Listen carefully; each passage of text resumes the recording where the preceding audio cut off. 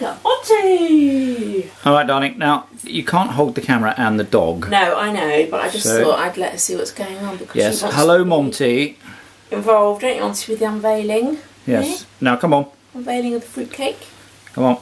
Alright, so you ready? Yes. Okay, let's go, Monty. Let's get my director's hat on. That's Monty Wet. Now, you ready to take me again, darling? Yes, anytime. Thank you. Okay. Oops. Are you on? I hope so. Are we on me? We're on you. Yes. Now, since yesterday, it's been a bit of a interesting 24 hours. We left you with a cake uncovered, and today you're going to get to see that cake naked. Now, before then, I thought I'd read you a little poem. People always say to me, Mark, you're a little bit, you remind me a bit somehow, you're a cross between Pam Ayres and Nigella Lawson. I'm a kind of airy Lawson, if you like, so I'm going to read you a poem now, 50 Slices of Cake it's called, and it's based very much on the baking of the fruit cake, which we saw yesterday coming from the oven. Now, at the time I originally baked this cake and created this recipe by taking other people's recipes and changing just one or two little ingredients and claiming it as my own, a film was coming out called 50 Shades of Grey. Now, you've probably seen that film. You've probably read the book. I've done neither.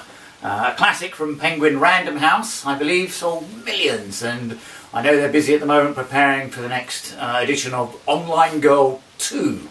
So, anyway, without further ado, a poem based around that idea called 50 Slices of Cake. The master baked a fruity cake the good old-fashioned way. He tossed his flour and beat his eggs and creamed his curd and whey. Well, his wife just left him to it, took Wolfhall up to bed. When hours later he appeared, his face was hot and red. In his right hand he held a spoon.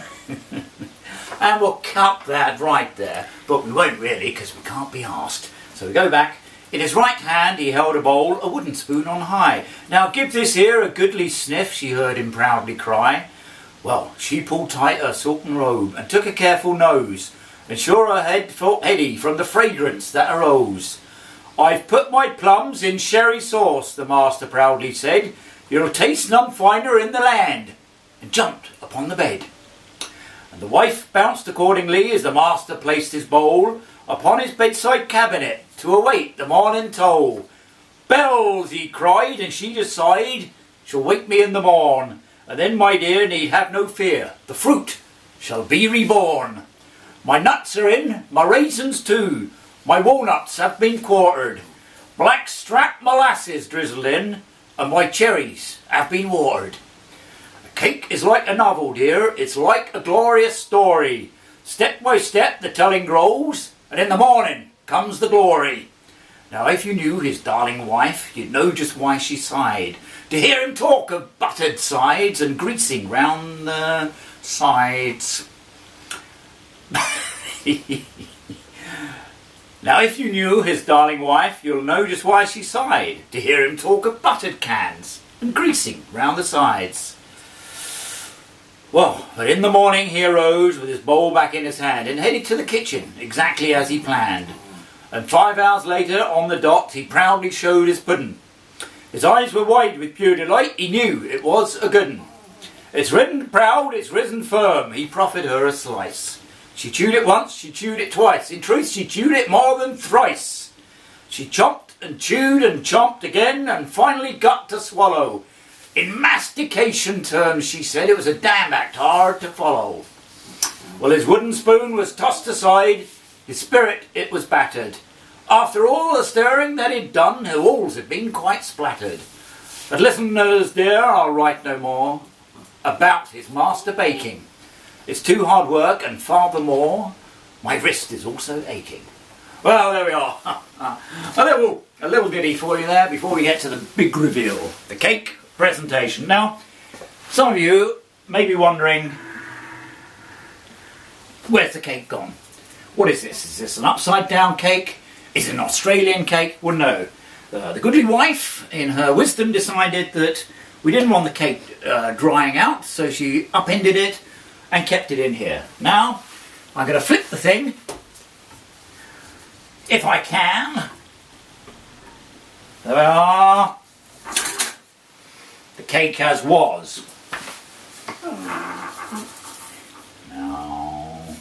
Steady. Steady. Steady she goes. Steady she goes.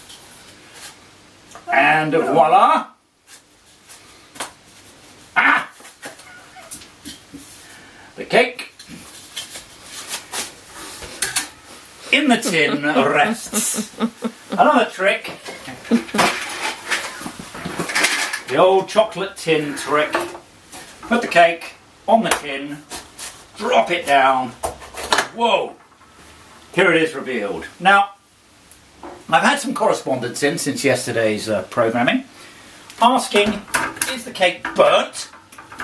Is it been in too long? Well, the answer is no. There we are.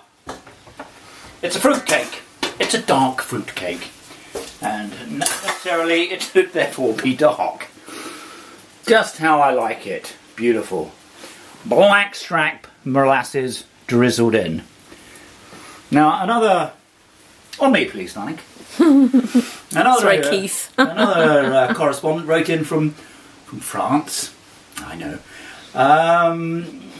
Well, actually, not from France. From Birmingham, which is, I believe, an island somewhere east of Java. Not entirely sure where. Nigel Farage would probably be able to help you out on that particular question. Now, another, as I say, Claire Bennett from Birmingham asked, what's my stance on glacé cherries? Now, for me, I'm all for them. A fruit cake benefits from the glacé cherry. What I do is I wash them, I rinse them, then I quarter them and chuck the whole pack in. Now then, the Chinese cleaver, not ideal for cutting cake, you might think, but you'd be wrong. Let's just get a slice here and just see, reveal the inner cake. Moist, tender, beautiful, lovely. And there you have it. Mark Pearson's fruity cake. We'll be back, possibly with a chocolate sponge. There we are. Well done, darling. No. No praise. Perhaps you'd like to try a sample, darling. Okay. Now, here we have Lynn Butler of Beeston Parish. Okay. What I plan to do here is just move the lightweight cake The to one lightweight side, cake, using the Chinese chopper, as one does. as one likes to do when slicing fruit cake. Just a dainty morsel, mouth-sized, and let's pop it in and see what we think.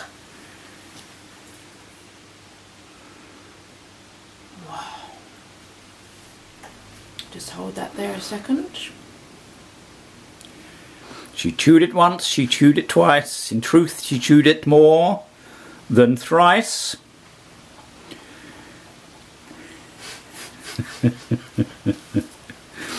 And what do we think? Words desert me, but that is a super duper fruitcake. Well, there you are. The super duper fruitcake. Recipes available on request, markhpearson.com.